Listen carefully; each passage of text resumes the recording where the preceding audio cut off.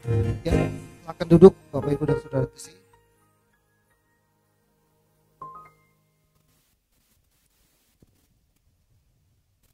Salam semua. Sehat-sehat semua. Karena saya sendiri di depan jadi ya, hari ini saudara yang saya kasihi, kita ada di minggu yang ketiga. Kalau masih punya kesempatan untuk kita ibadah hari ini, itu adalah kemurahan Tuhan, kebaikan Tuhan. Ya, ada begitu banyak negara-negara, khususnya Bapak Ibu perhatikan yang di Ukraina, mereka mau beribadah susah sekali. Begitu dapat kesempatan beribadah, mereka sama seperti rusa yang haus akan air. Udah pernah lihat rusa yang haus air belum? Dia nggak peduli itu ada buaya di dalam itu air, enggak. Dia lahap sekali, dia haus karena dia merindukan itu. Sama seperti mungkin teman-teman kita yang ada di Turki, kita bisa bayangkan ya, gedung begitu, apartemen begitu megah. Saya kadang, waduh, kita tinggal di apartemen ngeri juga ya, gue bilang, ya kan? Akhirnya yang pengembangnya apartemen ditangkap-tangkapin semua. Tapi Alkitab juga bilang, anak Tuhan makin hari makin baik, makin hari makin melihat penyertaan Tuhan. Nah, supaya kita makin hari makin baik, maka perlu ada yang namanya Allah di pihak kita. Ya. Nah, keadaan ekonomi, keadaan manusia di akhir zaman sama seperti keadaan Nuh pada akhir zaman itu. Nuh pada zamannya manusia kawin dan dikawinkan, makan dan minum. Itu di pikirannya seperti itu. Tidak ada namanya Tuhan. Ya, sama seperti Bapak Ibu, saya kemarin dengar dari siapa ya? Saya mungkin diskusi dengan, saya diskusi dengan Pak Agus. Di Selandia Baru kalau nggak salah. Di sana nggak ada anak-anak muda seperti ini nih, ada di gereja. Yang ada oma-oma sama opa-opa. Kakak saya pernah mengadakan penelitian kakak saya dosen di Unkris, namanya Universitas Kristen di Kupang, penelitian di Australia. Jadi ke gereja di Australia sana, maka kehadiran ya, Hillsong itu salah satu yang membuat anak muda itu bergairah. Kenapa? Di Australia sana yang datang ke gereja itu oma-oma sama opa-opa. Lalu kakak saya menanyakan kepada anak-anak muda, tahu kan hari ini hari apa? Hari Minggu. Lalu jawabnya, kan kita dari hari Senin kepada hari Jumat kita sudah sekolah. Masa hari Minggu kita sekolah lagi? Ya, itu jawaban pertama. Lalu ditanya lagi ke yang, kenapa kamu nggak ke gereja anak-anak muda? Dia bilang, yang ke gereja itu, kalau saya ke gereja, kalau saya sudah tua dan oma dan opa. Anak-anak muda nggak ada, saudara, nggak ada ke gereja. Tapi hari ini kita yang ada di gereja, kita yang ada di sini menunjukkan bahwa kita adalah orang yang cinta kepada Tuhan. Amin. Nah, Allah itu di pihak kita. Saya hari ini berikutnya, saya menguraikan ini, ngulang sedikit, kurang lebih 5 menit, saya menguraikan tema kita. Minggu lalu semua orang yang khotbah di sini, saya ingin memberikan mereka tema ini. Tujuannya apa, saudara? Supaya kita menangkap suatu wawasan, suatu pemahaman, suatu iman kita tentang Allah itu di pihak kita. Ya. Roma 8 ayat 31, next lagi, ini ayat tema kita, dan ada 4 pilar. Ini pilar itu sama seperti tiang ini. Nah, rumah ini berdiri karena ada tiang yang menopang. Nah, 4 pilar itu di Roma pasal 8 ayat yang ke-31 sampai 39 itu memberikan 4 tiang. Itu tiang yang pertama adalah itu di ayat 31 sampai ayat 32 berbicara tentang namanya evaluasi. Next. Belum muncul. Ya. Lalu yang kedua adalah ayat yang ke-33 sampai ayat 34 berbicara tentang Allah membenarkan kita. Lalu di ayat yang ke-35 sampai ayat 36 berbicara tentang tidak ada yang memisahkan kita. Lalu di ayat 37 kita lebih daripada pemenang. Jadi tema Natal kita nanti adalah Natal orang lebih dari pemenang. Ya kurang lebih ya kan saya bagi menjadi 3 bulan. Nah hari ini ya saudara ya kita bahas masih tetap di pilar yang pertama yaitu evaluasi. Nah di ayat 31 ini saya sudah uraikan itu di bulan Januari. Sebab itu apakah yang kita katakan tentang semuanya itu. Kita sudah evaluasi tentang kebaikan Tuhan, rencana Tuhan, kasih kita kepada Tuhan dan kasih Tuhan kepada kita sudah lewati. Lalu kita masuk kepada yang kedua di bulan Februari. Jika Allah di pihak kita. Dan saya sudah menguraikan itu siapa kita. Mana siapa? Indonesia. Siapa kita? Indonesia. Ya, benar juga sih. Gara-gara si siapa? Sepak bola siapa? Bukan, komentatornya siapa? Ya, jadi dia selalu sebut siapa kita? Indonesia. Siapa kita? Indonesia. Jadi terekam juga. Kita sudah bahas tentang itu. Jika Allah di pihak kita, siapa kita? Kita yang ada di dalam Yesus. Amin. Yesus mengungkapkan, kalau kamu ada di dalam aku ada di dalam kamu. Kamu berbuah banyak. Amin ya. Kita berbuah. Nah hari ini kita masih di bulan Februari. Tapi sehari ini adalah jika Allah di pihak kita. Saya mau bagi menjadi 3 bagian. Next. 3 bagian itu gini outline. Saya bagi dulu. Ya ini ada tema kita. Tapi outline-nya adalah definisi dan juga ada syarat yang harus kita penuhi. Lalu kita sampai kepada dampak daripada jika Allah di pihak kita. Apa dampaknya, apa manfaatnya, apa gunanya, apa hebatnya. Ya kan? Bagi saya Allah di pihak saya. Dan yang kita rasa tidak, saya ada di pihaknya Tuhan. Atau Tuhan ada enggak di pihak saya? Ya, itu perlu kita renungkan dalam kehidupan kita sepanjang bulan Februari. Kita sudah bahas 2 minggu lalu tentang siapa kita. Dan minggu kemarin hamba Tuhan yang sama juga. Tanpa disadari dia sudah menguraikan. Kurang lebih 1 tahun kita tetap belajar tentang Allah di pihak kita. Nah, satu saat saudara, papa saya membaca satu buku. Buku papa saya itu dulu tuh ini pendeta asal dilantiknya itu dari saya baca surat tugasnya dari Belanda, tanda tangan tuh VOC.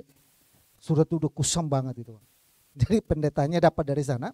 Nah papa saya itu dapat buku suka dulu itu tiap setahun sekali dapat kiriman buku-buku dari percetakan, nama saya ingat Nehemia Memory. Ternyata percetakannya ada di Jakarta. Nah baca salah satu buku itu di Belanda. Bilang gini, ada satu pendeta yang tiap hari, tiap minggu. Jadi tiap minggu itu dia khotbah tentang pertobatan. Minggu pertama karena pendeta zaman dulu nggak seperti sekarang saudara. Kalau sekarang kan saya bisa ada jadwalin pendeta untuk datang. Kalau zaman dulu saudara, itu gembala terus yang khotbah. Minggu pertama sampai 1 bulan penuh pendeta terus yang khotbah. Ya. Jadi dia 1 bulan sampai ke 3 bulan dia khotbah tentang bertobat. 1 bulan jemaat senang semua, 2 bulan jemaat senang semua, 3 bulan jemaat senang. Sampai 6 bulan pendeta tetap temanya bertobatlah kamu, bertobat terus. Pokoknya di otak hati tentang bertobat. Dia ngomong, gak lama kan ada jemaat juga nyeletuk, dia ketemu, Om, protes Om. Ini sudah 6 bulan, kenapa bertobat melulu? Kenapa Om khotbah di mimbar? Kan tiap kali Om itu khotbah terus. Kenapa khotbahnya bertobat? Pendeta jawab, kamu sudah bertobat belum? Belum. Ya minggu besok saya khotbah lagi, bertobat lagi. Jadi saudara, bayangkan saudara, tiap minggu pendeta khotbah tentang bertobat. Gak gampang saudara, kalau kita jadi pendeta, itu kalau kita nggak kurang bahan, gawat juga. Saya di Kalimantan itu, maka saudara perhatikan, saya selalu bikin tema itu saya mila-mila. Tujuannya apa? Supaya saya nggak kehabisan bahan. Saya ini ngurus pendeta saudara, pendeta yang terkenal Bapak Ibu lihat di TV itu pendeta saya perhatikan itu pendeta kurang bahan. Saya bukan ngomongin pendetanya, karena saya bagian operator ini, Saya tahu dia, saudara. Dia khotbah di sini, itu bahannya satu. Misalnya saya siapin satu khotbah, saya keliling 10 gereja hari ini, saya keliling ke gereja mana, 1 tahun 1 khotbah, itu bahan sama, ilustrasinya sama, khotbahnya sama. Saya bilang ini pendeta kurang bahan. Ya pendeta. Nah saudara, tapi ketika kita itu berbicara tentang Allah di pihak kita, maka kita harus ingat tentang ini. Ada pengertian tentang namanya definisi, lalu kita harus perhatikan juga tentang syarat dan juga dampaknya. Jadi Allah itu di pihak kita, itu enggak kucuk-kucuk, tiba-tiba Allah itu mau di pihak kita. Harus ada syarat yang kita harus penuhi. Ya kan? Kita ngaku Allah di pihak kita, belum tentu Allah mau berada di pihak kita. Nah, pertama yang kita harus definisikan adalah kita tahu tentang arti kata dulu namanya jika. Next. Nah, jika itu artinya kata penghubung untuk mendai syarat atau janji, jikalau, apabila, kalau. Jikalau kamu melakukan ini, maka kamu akan mendapatkan ini. Jikalau kamu berbuat ini, maka kamu akan memperoleh ini. Jadi dihubungkan. Rasul Paulus ingatkan pada jemaat di Roma tentang syarat tertentu jikalau Allah itu ada di pihakmu. Amin ya. Tuhan mau supaya kita mengalami janji Tuhan. Tuhan mau ada di pihak kita. Tapi Tuhan pun mau ada satu syarat yang kita harus penuhi. Gak gampang-gampang banget. Gak disuruh puasa 40 hari 40 malam. Ya kan? Tuhan Yesus puasa 40 hari 40 malam. Musa 40 hari 40 malam. Saya baru jalan 25 hari. Hari ini 26 hari. Tapi malam saya makan. Gak kuat saudara. Ya kan? Saya coba berusaha dari jam 12 tank sampai kepada jam 4 atau jam 5 tank. Saya buka lagi. Lemas saudara. Hari ini berdiri siang-siang ini lemasnya saudara. Ini lemas-lemasnya. Tapi itulah saudara, kita harus melakukan itu. Karena ada syarat tertentu yang kita harus ikuti. Nah, lalu yang kedua, kata yang kedua yang kita harus perhatikan adalah kata namanya adalah kata pihak. Sisi sebelah, bagian sebelah, arah sebelah, jurusan sebelah. Satu dari golongan sebelah. Ngomong tentang jurusan sebelah ini saudara, saya ini punya teman dulu saudara. Jadi saya praktek di Om Hendrik Masengi. Kalau Om nonton saya, dia punya murid teologianya. Jadi murid teologianya saya di atas, dia ada asrama, rumahnya itu bukan karena tingkat saudara, tapi memang rumahnya itu kita di atas bukit. Jadi itu bawahnya bisa bangun rumah, di atasnya ada rumah lagi. Dia di asrama di bawah. Nah, saya tanya, kita kenalan, nama kamu siapa? Jurusan. Wah, camp. Ya kan kita kenalan, namanya jurusan saudara. Mana orang Batak ada raya? Jurusan. Camp, jurusan. Nah, oke, itu udah selesai. Lalu saya tanya, marga siapa? Manalu. Jurusan Manalu. Oke. Datang saudara keluarga, ada adiknya datang. Adiknya datang, kenal. Terminal. Hah. Gue juga bingung. Terminal. Nah lu, terminal mana lu?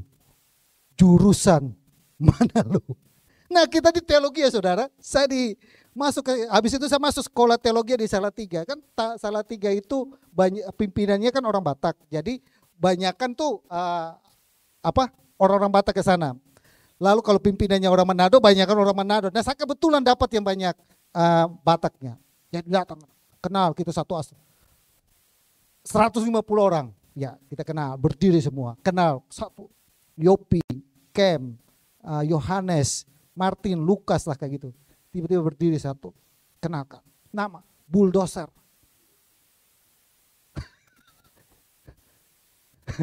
Bulldozer saudara. Jadi saya bingung. Nah, ada satu teman orang Kupang ini dipikir mereka ini bercanda kasih nama kan. Dia berdiri, kenalkan, siapa namanya? Helikopter. Dia bilang, orang dia bulldozer, gue lebih hebat lagi. Saya kenalkan, saya helikopter. Jadi begitu kita siswa pertemuan gitu, hey helikopter, hey bulldozer. Ini orang Kupang juga bingung, bergerah juga, dipikir bercanda, taunya benar saudara. Nah, saudara, Allah berada di jurusan mana lu? Bukan itu saudara. Tapi Allah ada di pihak kita. Allah memilih untuk ada di sebelah, Allah memilih untuk ada di sebelah sisi kita. Dia itu Allah yang menciptakan matahari untuk semua orang. Tapi untuk pertolongannya, dia harus memilih untuk berada di sebelah mana. Ya kan? Dia menjadi Allah untuk semua orang. Dia menyediakan hujan untuk semua orang. Dia menyediakan bulan, malam, dan gelap untuk semua orang. Tapi ketika pertolongannya, kebaikannya, kemurahannya, dia mau berpihak kepada siapa yang harus dia mau berpihak. Amin ya. Jadi ada syarat tertentu yang harus kita penuhi. Lalu yang berikutnya, apalagi ya dalam bahasa asli kata pihak itu artinya huper, bukan kuper. Huper artinya atas nama, demi, di atas, di luar, lebih dari, lebih, di luar, atau selesai. Artinya gini saudara, ketika Allah mau berpihak kepada kita, apa yang Allah lakukan di luar kemampuan kita. Apa yang Allah kerjakan di luar kebiasaan-kebiasaan kita. Tidak bisa dapat kita jangkau dengan pikiran kita. Dan apa yang Allah kerjakan itu semuanya tuntas dan selesai. Amin. Makanya waktu dia mati di atas kayu salib dia berkata, saya berpihak kepada kalian, perpihakan saya sudah selesai. Amin ya. Ya. Dosa sudah tidak lagi punya nyali untuk menggagalkan umat pilihannya. Tapi dosa sudah dikalahkan. Iblis tahu kalau disalibkan, Yesus disalibkan, itu menyelesaikan dosa. Iblis gak bakalan nyalibkan Yesus. Ya, tapi itu rencana Tuhan. Supaya apa? Dia mau berpihak kepada kita, dia harus selesaikan. Maka kita menyerahkan kehidupan kita kepada dia. Dia menyelesaikan masalah kita. Dia menyelesaikan pergumulan kita. Dia menyelesaikan semua menjadi harapan dan doa kita. Amin. Berikutnya, kita masuk kepada syarat yang harus kita penuhi adalah Ibrani pasal yang ke-11 ayat 4. Ini sebenarnya perbandingan dengan Kejadian, tapi saya bandingnya gini. Karena iman, Habel telah mempersembahkan kepadanya korban yang lebih baik daripada korban Kain. Dengan jalan itu ia memperoleh kesaksian kepadanya bahwa ia benar karena Allah berkenan persembahannya itu, dan karena iman ia masih berbicara sesudah ia mati. Seringkali guru-guru sekolah minggu termasuk saya, waktu jadi guru sekolah minggu itu diajarin begini. Tuhan itu memperhatikan persembahan Habel daripada Kain karena Habel mempersembahkan barang baik, barang bagus.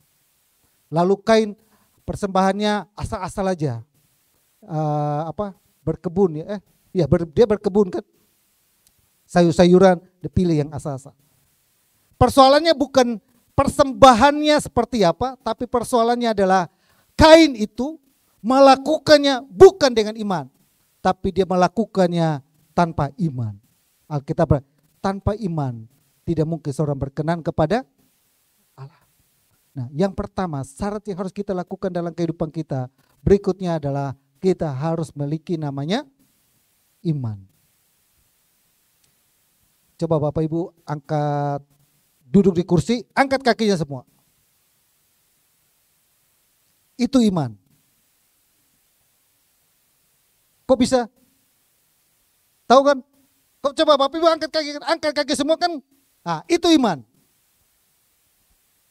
Apa kaitannya Pak? Iman adalah saudara tahu kan? Kenapa saya bilang begini? Angkat kaki, Bapak Ibu angkat. Tapi Bapak Ibu jatuh nggak? Nggak jatuh. Apa yang membuat Bapak Ibu bilang nggak jatuh? Hah? Karena kursi itu, Bapak Ibu yakin kursi itu kuat. Ya kan? Coba kalau saya bilang angkat, kursinya pincang. Ya kan? Bapak Ibu yakin bahwa kursi itu sanggup menopang Bapak Ibu. Ketika saya bilang angkat, kita angkat. Iman itu seperti itu. Ketika Tuhan bilang jalan, kita jalan. Sekalipun kita itu nggak lihat, tapi kita percaya kepada janji itu sejalan.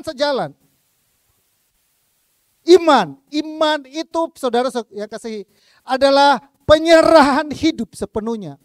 Kalau iman itu ada 3 level, percaya, perjanjian, percaya, perjanjian, dan penyerahan. Perjanjian itu persetujuan. Jadi Waktu kita percaya, sama, levelnya sama dengan iblis. Iblis pun percaya kalau Tuhan itu ada. Perjanjian, iblis pun punya perjanjian dengan Tuhan.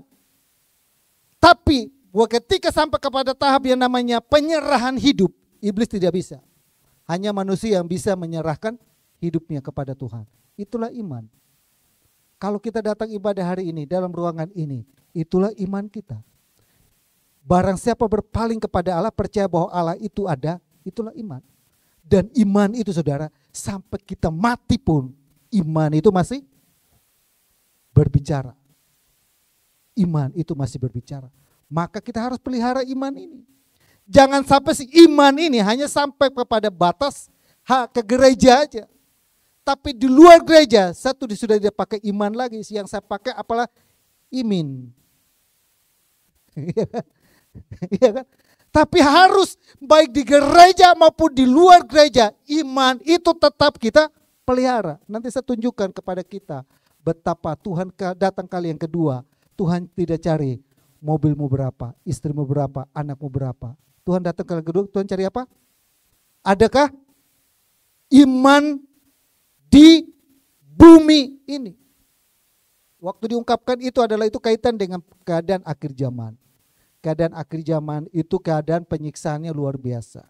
Orang-orang yang kita sudah pernah sampai belum kepada orang-orang percaya yang dianiaya, disiksa, dibatasi.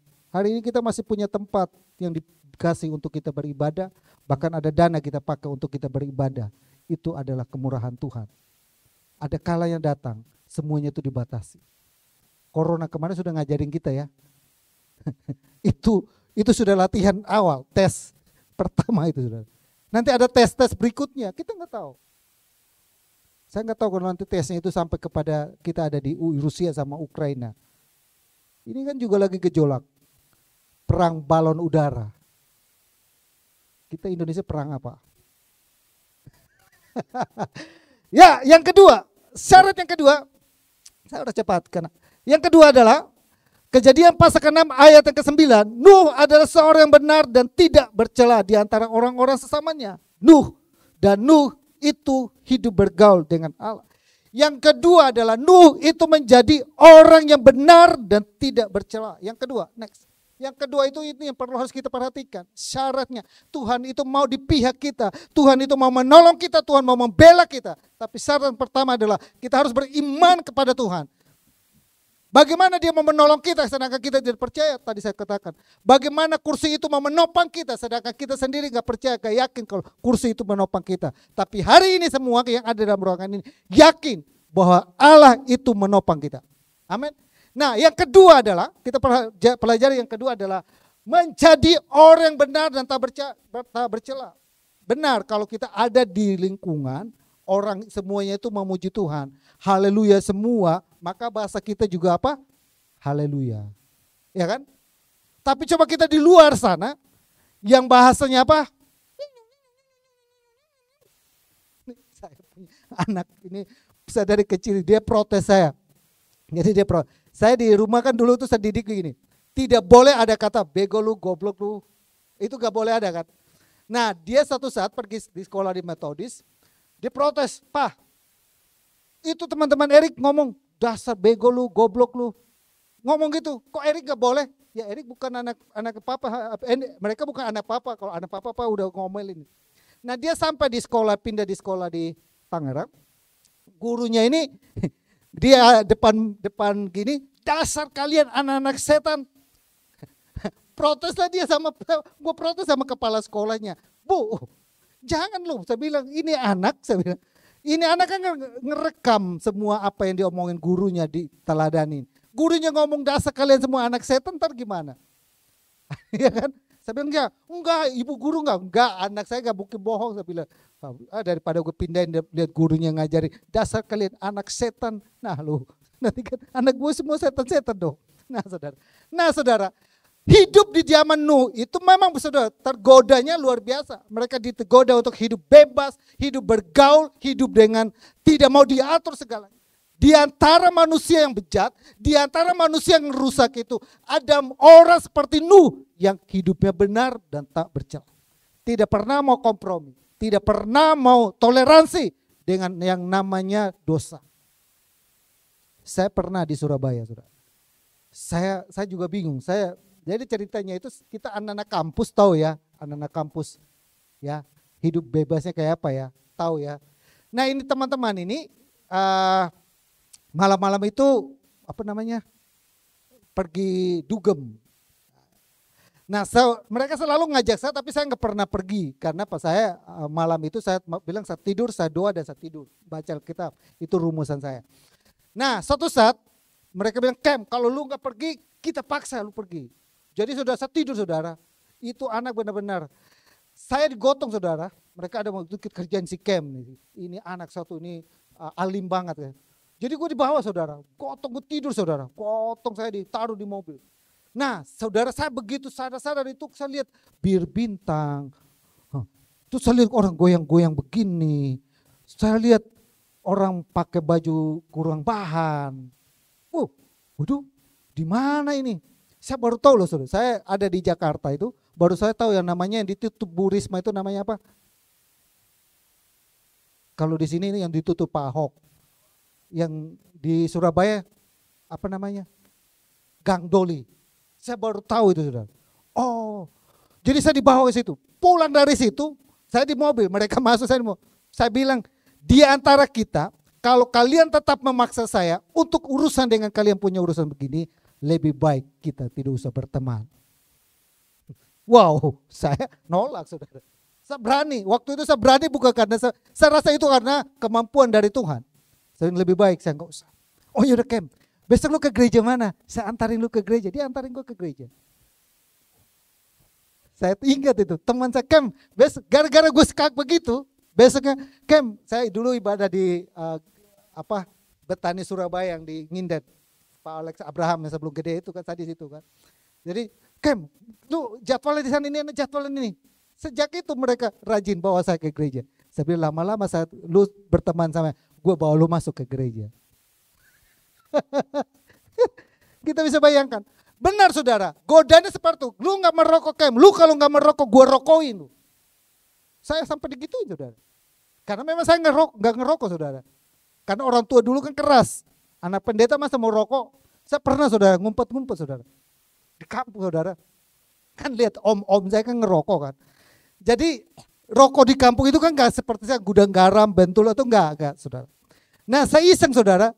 Saya ngerokok ini Bapak Ibu tahu ini ya. Ini dahi saya ini ada bekas luka ini.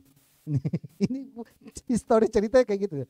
Nah ini tahu jagung ya, jagung itu ada apa? Rambutnya ya. Terus kalau dia itu kan kita jilid itu rambutnya gitu terus kita kulitnya gitu ini. Gue ngerokok, gue coba begini lihat om, gue ngerokok kakak perempuan gue, kakak perempuan begini.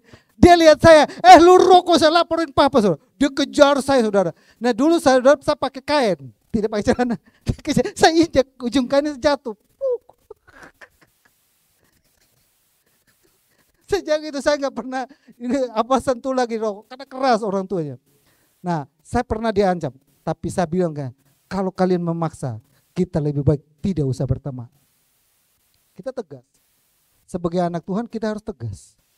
Kita bergaul dengan siapa saja bebas, tapi ada prinsip-prinsip tertentu yang kita harus jaga tentang iman kita. Nuh benar, Tuhan membela dia. Yang kedua, yang ketiga adalah Nuh itu bergaul dengan Tuhan.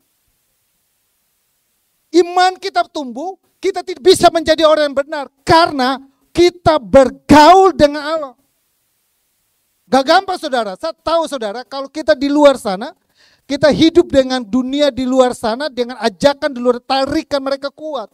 Roh daging ini tarikannya kuat, ikut kemauan daging ini kuat. Masa Rasul Paulus bilang gini, yang ku kehendaki, apa yang ku kehendaki, apa yang dalam diriku yang ku mau lakukan berkenan kepada Allah. Tapi sering yang ku lakukan adalah berlawanan dengan kehendak Allah. Kemauan daging ini kuat menarik kita untuk tidak bergaul dengan Tuhan. Amin ya. Tapi kalau kita bergaul dengan Tuhan, Tuhan dekat dengan kita, Tuhan menolong kita, Tuhan memampukan kita. Gak gampang saudara, bergaul dengan Allah. Kita gak usah ngomong jauh-jauh. baca Alkitab, saat teduh doa, apalagi kalau makan ingat doa. Jangan sampai begitu telan ikan, tulang ikan keselak di sini lu. Kira itu gampang. Gak, teman saya juga gitu. Kita saking laparnya saudara, teman saya makan ini di kepala ikan. Mana nih jalan, ada tahu ya, Joni tahu ya, jalan Lodan, bukan Lodan, apa? Kota tua situ tuh apa? Wah, haus. Kepala ikan itu saudara. Jadi gue puasa ngomong kepala ikan. Nah saudara, itu teman kayak saking itunya saudara. Dia nggak tahu ada tulang saudara. Udah lupa berdoa. Begitu lihat itu kepala ikan udah lama nggak mungkin. Lah, nyangkut di sini saudara. Waduh, Om, dia bilang, ambil nasi, gini, gak usah telan, hajar, gak. Udah, kita mesti ke rumah sakit, bawa ke rumah sakit. Waduh, gimana gue bawa ke rumah sakit, kebelek ini, kan udah kesek ini. Saya bilang, Om tenang, saya beliin pisang satu apa? Om hajar terus itu pisang.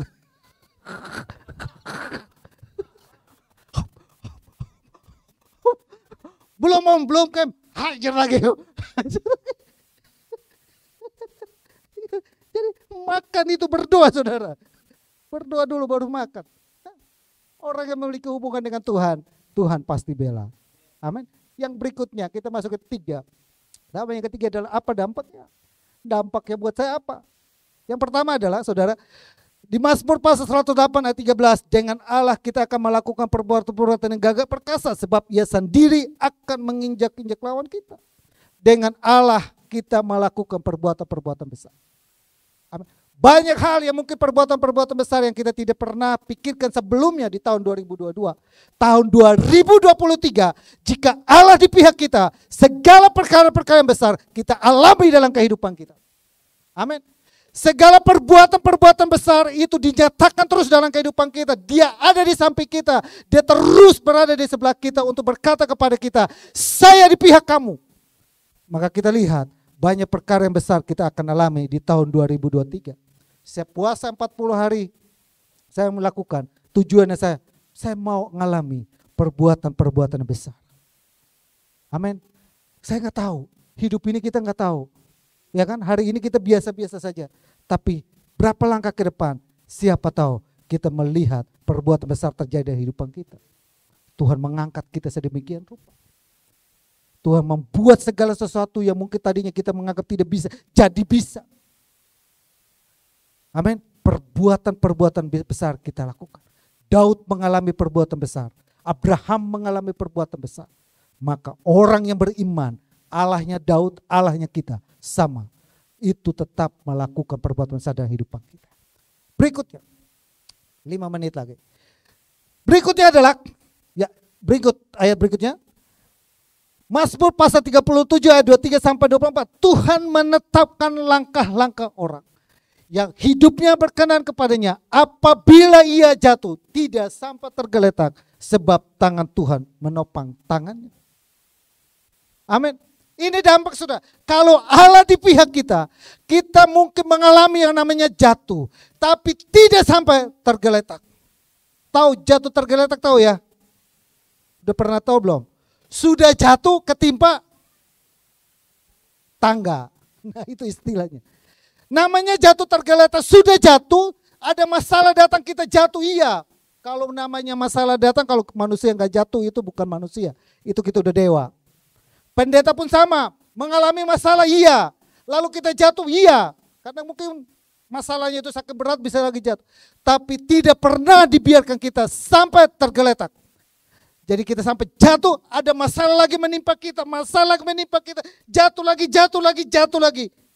Ada orang bilang begini, kalau sudah jatuh lagi, udah mentok, tinggal tunggu waktunya, engkau bangkit. Amin. Karena udah mentok, udah jatuh, masih timpa lagi, masih dapat, masih timpa, masih dapat. Oh belum ketemu dasar, timpa lagi, belum, timpa lagi. Kalau sudah mentok, saya kasih tahu, tinggal tunggu waktunya, engkau akan pasti bangkit. Amin. Tuhan tidak pernah membiarkan kita jatuh tergeletak. Tangannya selalu datang mengobati kita selalu datang mengangkat kita. Dia yang melukai, dia juga yang membebat. Bapak Ibu perhatikan, mundur ayatnya ya. Ayat sebelum ayatnya. Tuhan menopang, bukan tangannya Tuhan, menopang tangan kita, saudara. Apa maksudnya? Tangan ini kan orang kalau masuk penjara yang diikat apa? Apa? Borgol apa? Tangannya. Coba Bapak Ibu, penjahat kalau nggak diborgol tangannya, coba Bapak Ibu. Makin jadi nggak? Makin jadi. Maka coba perhatikan, pasti tangannya diikat. Ya kan? Apa maksudnya? Dia sudah nggak bisa berdaya lagi. Tapi orang yang ada dalam Tuhan, tangannya sekalipun mungkin diikat oleh setan, tangannya mungkin sekalipun mungkin diikat oleh kuasa kegelapan, sehingga nggak bisa bergerak, nggak bisa berbuat apa-apa. Kalau orang ada Tuhan, Tuhan akan melepaskan itu, Tuhan akan membuatkan itu dan menopang engkau berhasil kembali. Tangan ini berbicara tentang pekerjaan kita, berbicara tentang aktivitas kita, berbicara tentang apalagi banyak hal yang kita harus lakukan dengan tangan ini. Seandainya kita nggak punya tangan seperti apa. Tapi hari ini kita mendengar firman Tuhan, tangan kita dipegang oleh Tuhan. Yang ketiga, berikutnya yang ketiga, terakhir, Lukas pasal ke-22 ayat 32. Tetapi aku telah berdoa untuk engkau supaya imanmu jangan gugur. Dan engkau jikalau engkau sudah insaf, kuatkanlah saudara-saudara.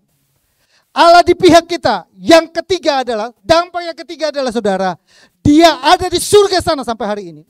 Dia pergi ke surga sana. Salah satu pekerjaan Tuhan di surga sana adalah dia berdoa setiap saat untuk orang yang percaya kepada dia.